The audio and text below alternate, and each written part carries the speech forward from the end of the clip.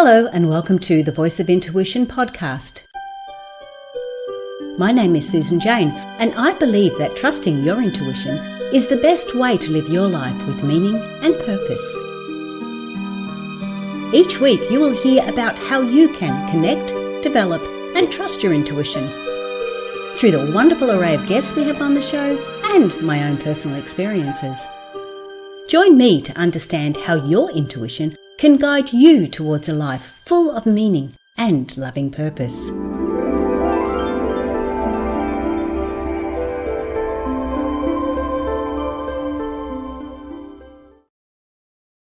Hello and welcome to The Voice of Intuition. It's the show that helps you connect with your intuitive nature.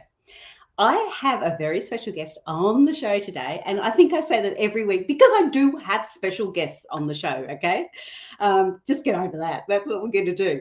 But today it's all about the empty nest syndrome. Now, I don't know whether you've heard of that or not, but it's a stage of life that women go through, or actually men will probably go through it, but I tend to focus on women because I am.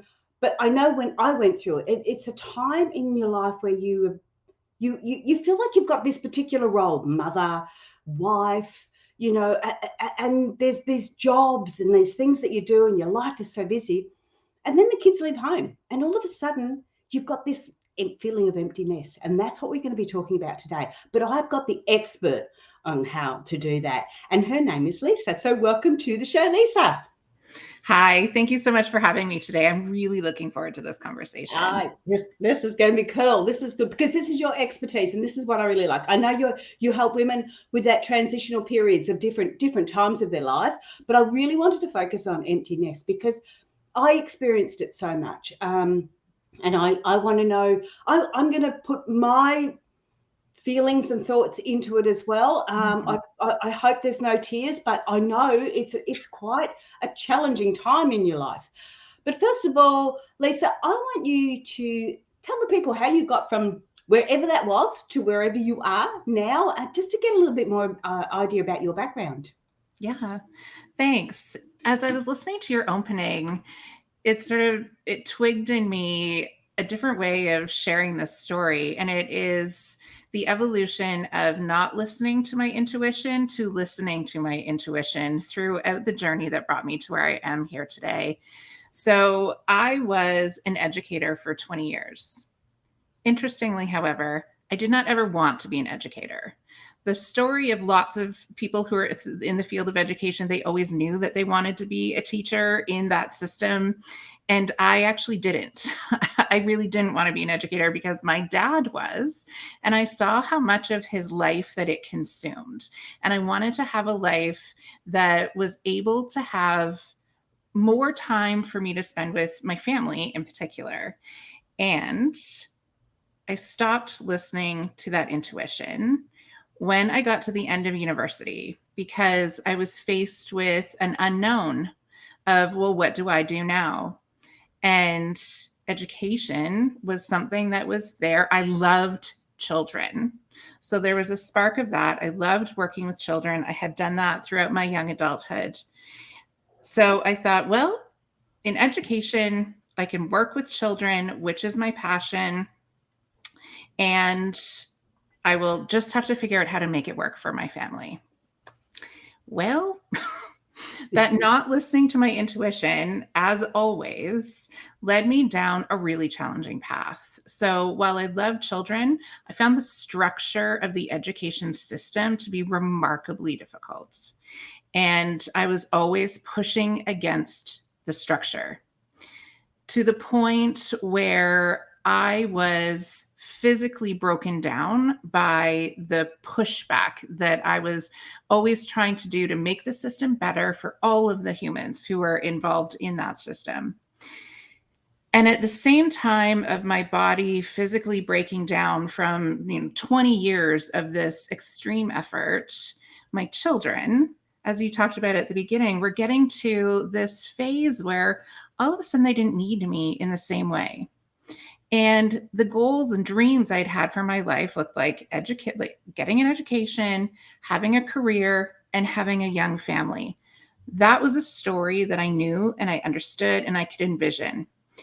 And one day, and it actually happened really quickly, like the transition from kids who need you intensely to kids who need you not so intensely happens a lot more quickly than I thought it would. And I suddenly found myself on the other side of everything I had dreamed for my life and thinking, but this can't, like, I am only at the beginning still. There has to be more. And I want to know what this phase can look like. And so, after abandoning myself and abandoning my intuition and giving it away over and over and over again, I reclaimed my intuition and I reclaimed myself. And I resigned from my education career and I built this coaching business to support women and create a space for women's experience and voices so that we can start paving a way, so that we can create story, so that younger mothers and people who have children can look ahead and see, oh, there is a really beautiful life that can happen after this road that I've walked. Wow. Okay. So you went through that. So I really can resonate with that because I always wanted, no, I didn't always want to be a teacher. I never ever wanted to be a teacher, but I always felt that everything I did was quite in the educational aspect. Things that I do, even with the podcast, I like someone to get a learning from it, and it doesn't have to be a major, let's write on the whiteboard and get it all done. But it's just those little aha moments, and I didn't know that.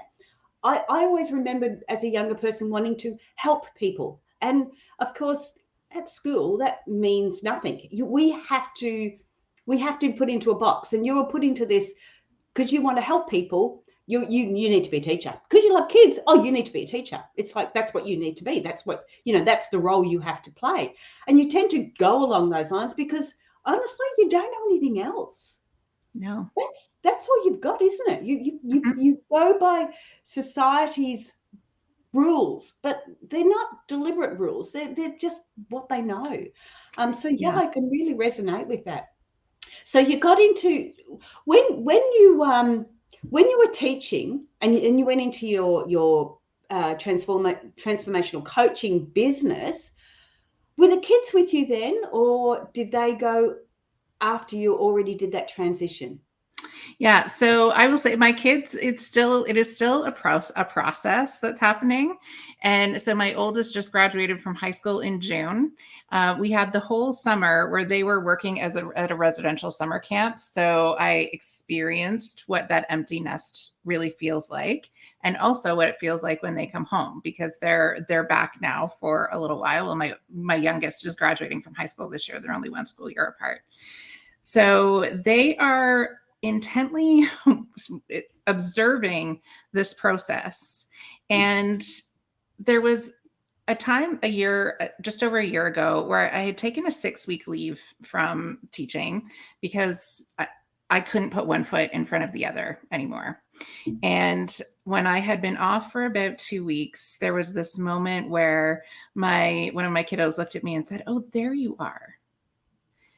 And they were seeing the me that they hadn't seen in a really long time come back to the surface. So that knowing in my children actually was a sense of knowing for me that I couldn't keep living the way I was living because I wasn't being my authentic self. I was playing a role. I was playing a lot of roles, but the educator role was creating a mask around myself and a block between myself, my family, my friends, because I wasn't showing up in my whole as who I truly am, in my wholeness. And so it's been an interesting process for them to watch me set myself free from something that was really hard. Oh, okay. So when you're talking about presenting yourself as your authentic self, not turning up as your authentic self. I can remember going through stages where I really didn't think people would like my authentic self because Mhm. there does tend to be a lot of suppressed anger or suppressed guilt or all those suppressed emotions that we have. So, you do have that stage where you sort of go, oh, will people actually like me? And it is a real challenge. So not only you're experiencing what you're going through at home, you're experiencing what you're going through internally, like a lot. Mm-hmm. Oh, So it is a big challenge. But when you talk about your authentic self, how do you know if you're not presenting your authentic self? And I ask you this in a way that maybe you could give me a couple of examples, because people are listening and they're sort of going, well, that's me. That's what I do. That's who I am. But is that really how do we know when we're not presenting our authentic self, or what that actually looks like? Yeah, it's such a good and important question. And for me, it was, I looked in the mirror one day and I didn't recognize the person who was looking back. And that was the first sign for me of, oh, there's something deeper happening here. And what happens is, and this is a lot of the work that I do with clients, is teasing out the roles that we play versus our actual identity. So it's not that there isn't intersection in those two elements, but they're not the same thing. And that, I think, is where a lot of us get lost. And so the roles that we play, so for me specifically, I played the role of mother, I played the role of wife, I played the role of educator, I played the role of leader. Those were roles that I played. But society shows us that those are who we are. But they're not, because those are things that can be taken away from us, that can change in a heartbeat, that are external to our actual being. So the work is turning inside and actually asking the question, who am I? And when I pose that question to clients, which I don't do right away because it's a big question, Yes. a lot of the time, and more often than not, the answer is, I don't know. And I don't know if I have ever known, because we have been presented with roles of productivity, roles of what we should aspire to, roles of, what's determined to be successful. But there's not a lot of focus on the self. So I talked about the roles that I played. Who I actually am is independent, creative, loving. I've lost some of my words. I'm a little overwhelmed in that, but it's the words that actually describe who you are at your core. And there is some overlap there. Like, I use leader as a role. Being a leader is also part of who I am. Being a teacher is a role I played. Being a teacher is actually part of who I am as well, just in a very different context from how I spent most of my life being a teacher. And that was being somebody else's expectation of what a teacher is, that is very limited in its scope and what you as a human being are allowed to bring to it. Now that's starting to make sense. That's starting to really resonate, because again, I can take that back to how I was feeling. And I did want to teach, but I didn't want to be a teacher. Mm-hmm.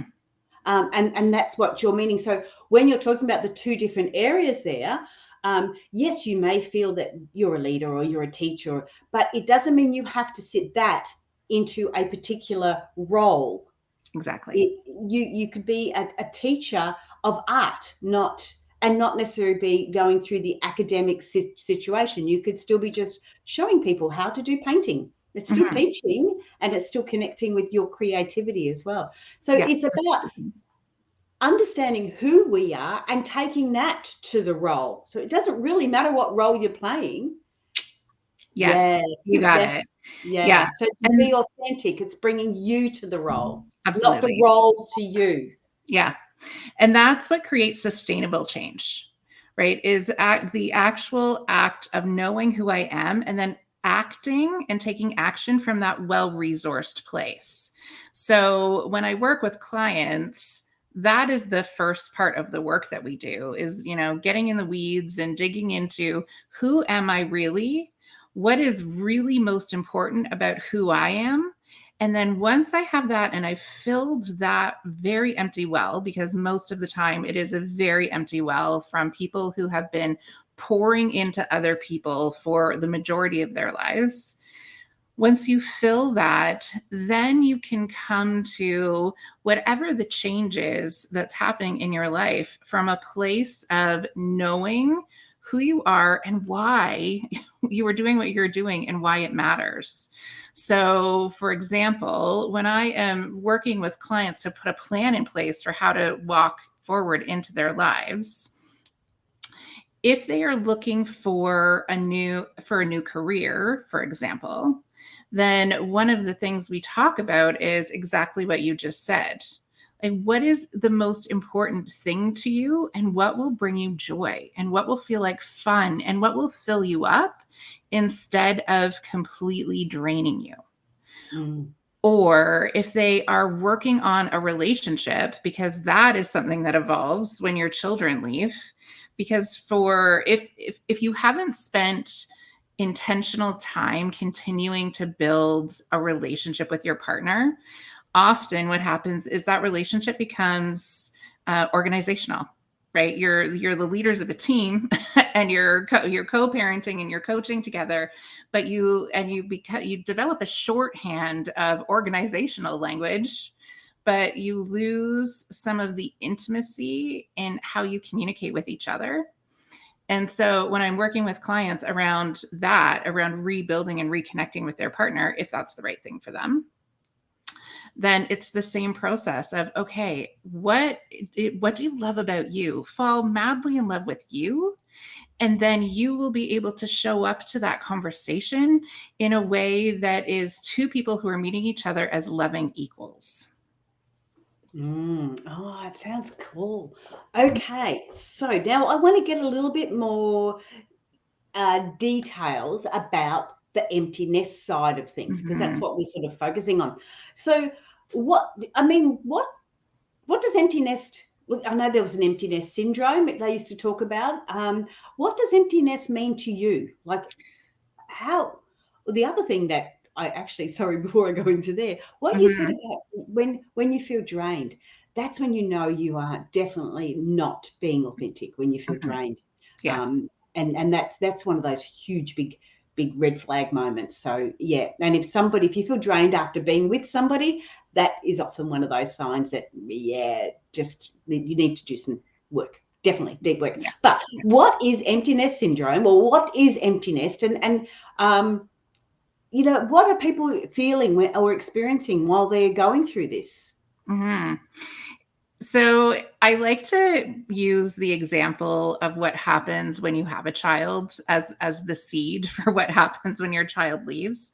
So when you have a child and you bring that human home, you have this massive life change where literally everything in your world is suddenly different. And then that becomes your reality, right? Caring for these humans, it becomes a massive part of your identity. And a lot of that is developed by our culture and this myth and narrative around the perfect mother, and that we have to completely abandon ourselves and give ourselves over to our children so that they are our whole focus and they are our whole world. And then our children, ideally we have children to create humans who are going to create beautiful, wonderful things in the world. And to do that, they need to be independent and on their own. So they end up leaving home, which is exactly what they're supposed to do. But when you have been a person who has been abandoning yourself over and over and over again to create this mythical motherhood myth, you turn around and realize, well, those kids are gone and I don't have a purpose anymore and I don't know who I am. And there is a deep sense of grief and loss that comes along with that. Just like when you have a new human, I went through some grief and loss around like a week ago. I was a professional. I was, going out and seeing other people every day. I was, all the things that made up my identity before I had children. And in one heartbeat, all of that shifted and changed. And this shift is almost as dramatic. Like it happens really quickly. And it's not that your children don't ever need you anymore. Like, that is certainly not the case. As they get older, their problems shift and change, but it's not the same kind of continuous caregiving that they need when you're younger. And I was thinking back to a comment that you made earlier around like that part feeling comfortable, right? It feels comfortable when we're in that young family phase because we see it everywhere. We have it, families look different. There's a vast and beautiful rainbow of what families look like, but we have a really good idea of what it means to care for humans. There's not a lot of story for what this phase of life looks like. So that is also part of the grief, because there's this massive wondering of, well, who am I now? If I'm not this person who I was for 18, 19, 20, however many years that was, who am I? And at this phase in life, figuring that out all over again in a way and in a space where very few people talk about it is really hard. Yeah, I have to bring forward my my experience, because mine happened very, very quickly in the same sort of token. It was over an 18-month period. I went from a family of 5 to a single person, and it was really quite horrendous. I had the two older ones went to move, and they lived with their partners, and the youngest one was going off to university. And the relationship was breaking down, knew that was not going to be working. And all of a sudden I was there on my own with no one to help with decisions, no reason to make decisions. Like, we make a lot of our decisions with children in mind, with partner in mind. We do. That's what we've lived with. That's what I lived for the last, 20 years doing that, going, all right, I've got to get them to football and to soccer and to netball and to here and to there.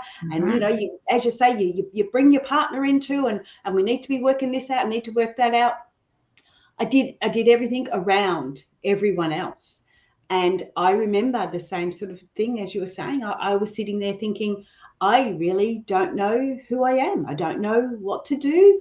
I don't have any direction. I don't know where I'm going. I don't know what life's about. But one of my biggest things that I struggled with was making a decision. I had no one to bounce ideas from. I had no reason to make it. The idea was, I had no boundaries to make a decision.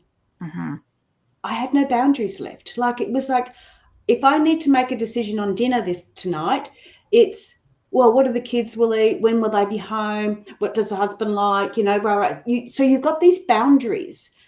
All of a sudden, those boundaries are gone. And when you've got no boundaries, it is terrifying to start with. Only to start with. Yes. Yeah. And then it's beautifully liberating. Yeah. But for the first 6 months, I can assure you, I struggled to make decisions. At one stage, I would go to the shops to do my grocery shopping. I could not even work out what to have for dinner. I remember I lived on jam sandwiches for dinner for about a month. Yes, I don't recommend that. But it really is. We will all go through that. And as you said, it's probably my way of grieving and things like that. We all go through it a different way. Yeah. But that feeling of not knowing who you are or what you want to do was horrendous. It was so overwhelming that I had to make those steps. I really had to put that time and effort into it. So where I probably could have done it a bit stronger earlier and not have to get hit by a brick wall. And the only reason I'm saying this, Lisa, is because there's people like you that can help people like that. Well, there wasn't that around when I was going through it. And Mm-hmm. and I'm hesitant when I say that, because there probably was people around, but because of not having an internet then, you didn't know about it. Whereas Mm-hmm. now, people don't have to go through what I went through for as long as I went through it, because there is other people around there that can help. Yeah. And yeah, that's so. I guess where I'm going with this is that if people are in that realm, in that area where they're starting to go, okay, I need to look at something, I need to go forward, I need to snap out of this. What steps would you suggest that they start to look at after that? Mm-hmm. So one is looking around and finding community. So that's really important, because along with, your story and everything that you were sharing, there's a lot of shame, Mm, particularly for women, in feeling sad, because our children are, they're flying and they're doing the things that they were meant to do. And so everything in society is telling us, like, well, you should be thrilled to look at your children. They're doing this, they're doing that. And there's not, but for everything that happens in our child's life, there is an equal and opposite reaction that happens for us, right? yes. I am equally, and that's where the role of duality is so key. And that's another really good element to lean into, is curiosity and duality. So accepting that you can feel both joy and pride and excitement for the young humans in your life, and you can feel grief and the unknown and unsettling and destabilizing, right? That's the word that I use with clients a lot, is that this is a remarkably destabilizing time, because everything that you have defined your life by is shifting. And so leaning into accepting both of those things existing at the same time and getting really curious. Instead of judging yourself for why you are having a feeling or an emotion, just sit with it and get curious about it. Don't try and push it off either, because that's a lot of the that's a lot of the strategy that we have been given over our lifetimes, is like, don't feel the emotion, distract yourself, go and do something else. And I often will have people coming to me saying, all the self-care strategies that I used to use, they just don't work anymore. And I don't know why. And I never feel the way I want to feel. And it's because those self-care strategies often have actually been a distraction and not healing, right? It's like medication. It will mask what's actually happening, but it's not healing.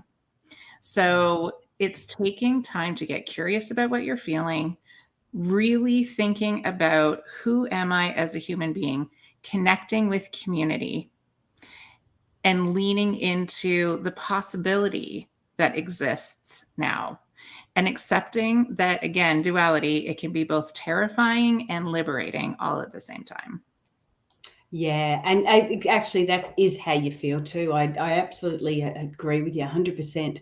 As much as that the fear and everything else comes up, we know it's coming up because we've suppressed it for so long, and it's time to Mhm. step forward and move and go into it. Um, and look, honestly, after the way you're explaining that, the thing is, having that empty nest is a perfect time to do that. Like, you Mhm. can't do it when, I shouldn't say you can't do it. It's harder to do it when the kids are there. It's Yes. almost like the universe saying, hey, guess what? Life's changing. You need to change now. You've got Mhm. the time. You've got the ability. For you to sit there and say, you just take on that emotion and get an understanding of it. The only time I could have done that would be on the toilet when I had Yeah. kids. Oh, absolutely. Yeah. I had 3 kids in 3 years before I worked out what was causing it and stopped. But so as you can, that's why mine left so quickly. So as quick as I Yeah. had them, they left just as quickly. So my transitions in life were very, very direct, and it was like getting hit over the head with a baseball bat and saying, "Come on, time Yep. to step up to the new phase now." Yeah, Um, absolutely. but And yeah, Yeah, so my kids are same. They are one school year apart. So we have been going through everything all at the same time. It was back to school week for us this week. Yeah. And my youngest child is going to school without his older brother for the first time ever, and he's in grade 12. And he said, Mom, it's kind of sad being the only person on the front porch for the first day of school picture. And so one of the things that I think is important about experiencing our emotion and our transitions in life in front of our children is that they actually get to see it and understand it. Like when I think back to when I left home to go to university, I remember, so I know my mom was very sad because she wore her sunglasses the entire time and didn't take them off. And I knew she was crying. But that was the only thing I saw. I didn't see anything else beyond that because I wasn't part of that immediate world anymore.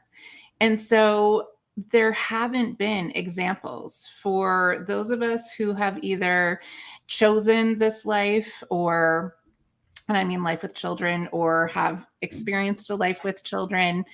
A lot of the time, even though we felt like we were making decisions, it actually was coming from somebody else's expectation, be it parent expectation, society expectation. I think there's some really empowering work happening by some young women at this point in time, standing up and saying, that's actually not the life that I want. And I'm going to make choices that are aligned with who I truly am.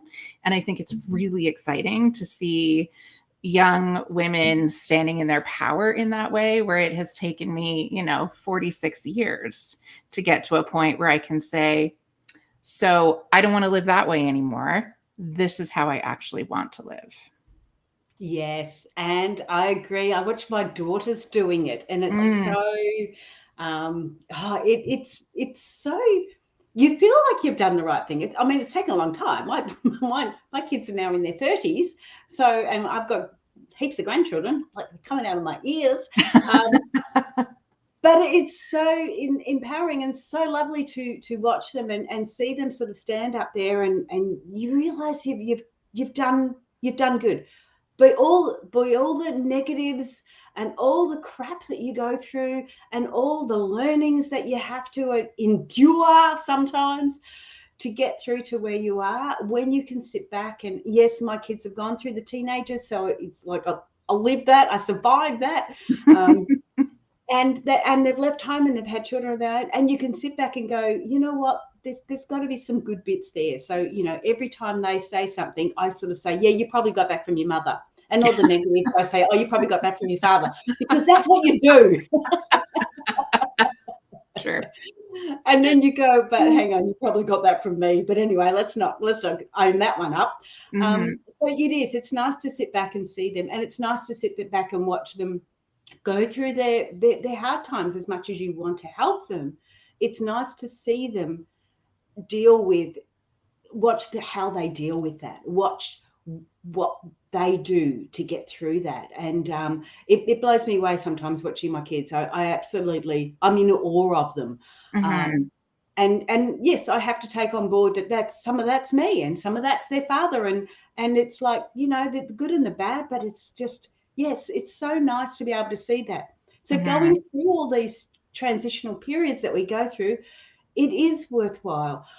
And one of the things, I guess, I'm going here, and I don't mean to be talking about myself. I don't usually do that, Lisa, but your subject is very close to my heart. Yeah. One of the other things that I did, I was in a relationship. My ex-husband was quite emotionally abusive, so I had to deal with that, and I had to learn how to cope with that and what to do with that. Eventually, we split up. Like I said, I went from family of 5 to a single. Eventually, that all dissipated, but one of my, and I don't call it a regret, but one of my learnings was, if I stayed in that relationship because of the children. I stayed in it because of the children. If I'd looked a bit more into myself, and I started doing my spiritual stuff when I was in my early 20s, so I knew about it, and I was talking the talk and not walking the walk. But I watched my eldest daughter go into exactly the same relationship that I was in. And it was like, oh, bugger. If I had shown them my vulnerability, I'd shown them my problems and things like that instead of hiding them, maybe she wouldn't have gone into that. Now, my younger daughter didn't see it as much, and she's Mm-hmm. gone into a fantastic relationship. She's got a great relationship. But my eldest daughter had to go through a marriage breakdown as well. Mm-hmm. So that was one of those things that I went, you know what? I'm no longer hiding anything from my children. You Mm-hmm. know, mind you, they are adults, so they can handle it. But these are the Yeah. sort of things that we look at. We go through these things, and as you said, you saw your mum in tears. You know, Mm-hmm. you knew that she was in tears. We need to embrace that. We need Mm-hmm. to say, oh God, I'm a sook. You know, like Yeah. if my kids are getting an award, I'm going to be in tears because I'm proud of that. Yeah. And that's sort of Absolutely. that, you And know, that, I think, so one, I hope that you have given yourself some grace around, you did the best you could with the oh, generational trauma that you held. yes, absolutely.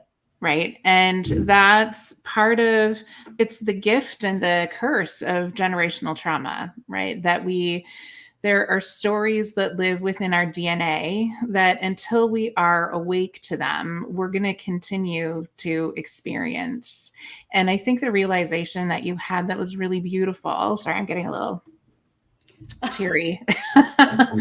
was that if I had brought my full self into my role as mother rather than trying to fit myself into this box that I was told motherhood was, it would have shifted, right? It would have, Yes. because if you come into the role as partner and you come into the role as mother grounded in your own body and knowing what alignment feels like and knowing what unalignment feels like, when you start feeling the twinges of unalignment and you are in those roles as your full self, then you can pay attention and you have enough self-love and worth to say, oh, this is not right.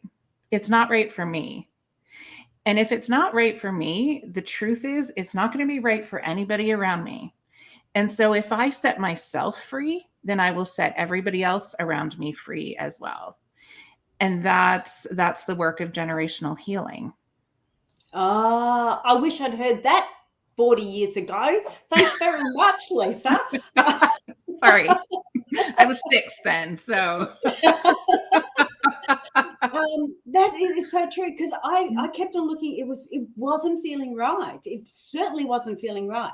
But I yeah. felt like I had to suck it up, princess, because it was right for the family. Mm-hmm. When like I said, you know, how many years down the track, I realized it wasn't right for the family. If it wasn't right for me, then it wasn't right for the community, for my Mm-hmm. family community. Yeah. And even those words, that's gold. That's absolutely gold. Before I ask you any more questions, too, if you want to connect with Lisa, jump onto her website, which is www.leaninfindhome.com. Okay, so it's about leaning in and finding home.com. Mm-hmm. Sorry, I had to say that. I forgot. I No, had the thank little you. I pad appreciate going, that. but forgot about that bit. I just wanted to pop in because there was something I really connected to what you said, and it was the seed of what planted that in me, and that is, there are deep generational wounds that have gone back through the women in my family around, I call them witch wounds, and I saw it playing out in my mother. And when I was 30, so my youngest child was 6 months old and my oldest was not quite 2. She was diagnosed with colon cancer in May, and she died in October. And she was only 52 years old.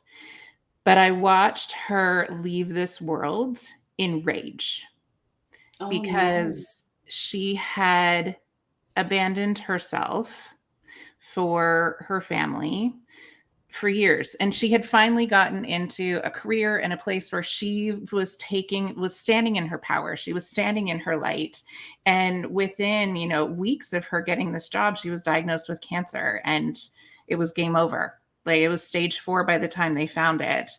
And watching her leave the world in rage lit a fire in me that would not be me, that I would take that rage that she had and use it as fire to change how I lived in the world. And so that I could go out knowing that I had done the healing that needed to happen in our line, and live in a way that felt aligned and joyful and painful and hard and all those things, but real. Yeah. Oh, I'm so sorry to hear about that with your mum. Funnily enough, I experienced something similar too, because my mum only passed away last Christmas, Mm-hmm. and I did a cruise with her, and she had started to get dementia was coming through, and I did a cruise with her, and I remember she was really angry. She had to experience dementia to Mm-hmm. be able to get rid of those feelings. Like, she took the ring off. She didn't want to be married to dad anymore, and I know that she was experiencing exactly what I experienced. So it was definitely generation. Mum experienced, I did, and then my daughter did. And I really understood that. So when she was sitting there and my family was saying, oh, mum's being such a bitch and rah, rah. And I'm thinking, no, she's not. She's Mm-hmm. just getting rid of all this. Yeah. She's almost like vomiting it all out. She needs to be able to do this. And so going on this cruise, I allowed her to just get it all out. By the time she got back from the cruise, it was like, all right, this is the rest of my life now. And she was quite like in peace, like Mm-hmm. quite, and I could hear her stand up and she would say, no, I'm not going to do that. I don't want to do that. So she was standing her ground, but Mm-hmm. she got rid of all the nastiness that went with it, if that made sense. So Yeah, it yeah, totally does. Mm-hmm. so it's so sad to think that your mum got to that stage and then it was sort of taken away from her. Whereas at least mine had the ability to go through and get rid of some of that, because we Mm-hmm. do hold it. It is easy to do that. So I'm hoping, fingers crossed too, that we've broken those ties on that generation as well. That Yeah. generational crap that we don't need. Yeah. Exactly. And look, people that are listening, be aware of it. You aren't. Have a look at those cycles. That's what I was looking at, the cycles. Watching what there's going through. I had to acknowledge that my father is a narcissist, and it was really, really challenging. And I'm not saying he's a bad one, but he is one. And so I had to look at that differently. That's when I married. I married my father, and my daughter married the father. Mm-hmm. So Yeah. yeah, it's looking at those, and of course you can help with that, Lisa. But I want to actually ask, you have got a book. I'm going to put the book up, and you have got a Mm-hmm. podcast. I didn't know you had a podcast. Tell I me about your do. podcast, and then we'll talk Yeah. about your book. Yeah. So my podcast is called Transforming 45, and it is a place where sometimes I tell my own stories. Mostly I invite incredible women to share their own stories of transformation. So how that transformation allows them to show up as the most real version of themselves. So it's building a community where there is story around what this phase of life looks like. And my book, my journal, actually came out of the podcast because it was in the spring, and I had been looking back at the content of my podcast, and it had been pretty heavy intense for a couple of episodes, for many episodes actually. And I thought, I just want to do something that's a little bit fun and a little bit light. And so I started thinking about two things. One, what do I really love and find fun? And two, a question that clients were asking me was, but how do I reconnect with my body? Right? That work around the somatic listening to the body, because that's how we know if we are aligned or not aligned, right? This skin suit that we wear is the home of all of the senses that allow us to actually experience the world, but we disconnect from it because it can feel really uncomfortable when we've experienced trauma, when we're experiencing transitions. And it feels safer and more comfortable to live in our thinking minds, but then we numb ourselves to what we are actually feeling, and we numb ourselves to knowing, and we numb ourselves to alignment or unalignment. So I was thinking about those two things, and this idea sort of downloaded of, well, I really love music. And when I hear songs, I am immediately transported to a very sensory place. So when I hear a song, I can smell the fresh cut grass, or I can see what I was looking at out the window, or I can feel who was touching my shoulder beside me when I heard the song. So I thought, well, maybe a process of the soundtrack of your life would be interesting. So I started working through this process myself of like, well, what would the soundtrack of my life be? And so when I started asking myself that question, songs started surfacing, and I just started making a list of them. And then my goal was to have my life as a soundtrack in 10 songs, but that was not possible. I ended up with 15, actually 16, because I cheated a little bit. And in my podcast episode, I told the story of each song, of how it had created something core in me, and how when I hear that song, I can deeply connect to the sensoriness that I held in my body. And while I was going through the process, a girlfriend of mine said, "Do you notice that there is a particular time where most of the songs are from?" And there absolutely is. I did try to make sure that there was representation across my life, but a good chunk of the songs is from my sort of 16 through 18. And there is, for me, and it's different time periods for different people, but for me, that was a time where I was deeply grounded and connected to my body. I knew who I was. I was confident. I loved that. I love that girl now, and I loved her then. And so the work that I discovered as I was going through this process of coming up with these songs was reconnecting with that sensory memory and reconnecting with that girl who was so grounded, and marrying her with who I am today, so that I can come back into my body as this, more evolved, wiser version of that girl. But we play roles together. So the journal is that it walks you through the process of how to create the soundtrack of your life. And then it is a 100-day practice of choosing one song every day that you can use as a touch point to be connected to your body. And sometimes it's literally the beat, sometimes it's the melody, sometimes it's a lyric. But what I'm finding is that setting an intention around being physically in my body, having sensory experiences for things, is beautifully healing and allowing me to experience the world in new ways again. And I'll just give one quick example. So one of the songs that I had chosen a couple of weeks ago was "Where the Streets Have No Name" by U2. Because there are 3 songs by U2 where every time I hear the first 3 notes of the song, I immediately dissolve into tears. And so I sat with, why is that happening? Why is it so powerful that literally it's 3 notes and I am a hot mess? And when I sat with it, it was because those songs are from a time, again, where I felt like I knew myself, I felt really grounded, and I felt like everything was ahead of me. And then I was at this place where I felt like all of that was behind me. And so the 3 notes of that song were a musical representation of all the grief that I felt around that. Wow. And so leaning into that and letting myself have that realization and process it led to some real healing, because I heard the song come on the radio just a few days ago and I didn't cry.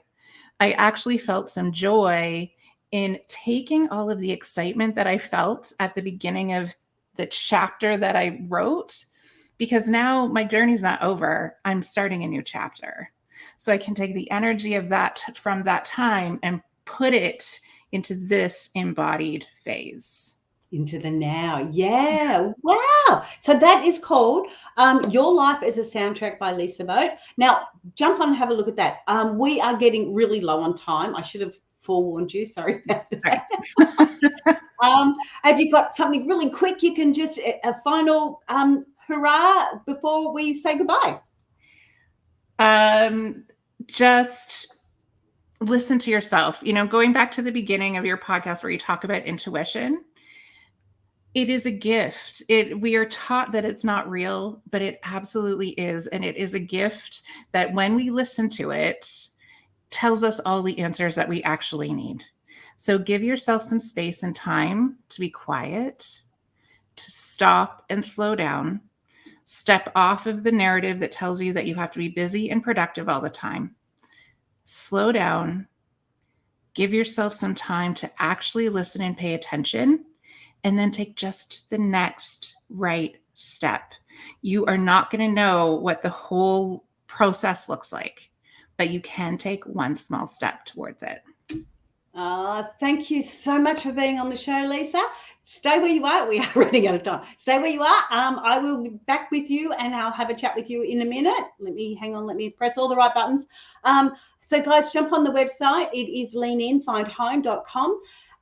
Or jump onto my website, intuitivenature.com.au, and discover what your intuitive natures are, because we do receive those messages in all sorts of ways. And what Lisa was saying with the sound, it's a particular way that we're bringing in those intuitive messages. So that's gold. I love that. We can get it in so many different ways. But that's me for now. I have to say goodbye because we're running out. I'm watching the clock ticking. And have a great week, everyone. And I will see you all next week. Okay, bye for now.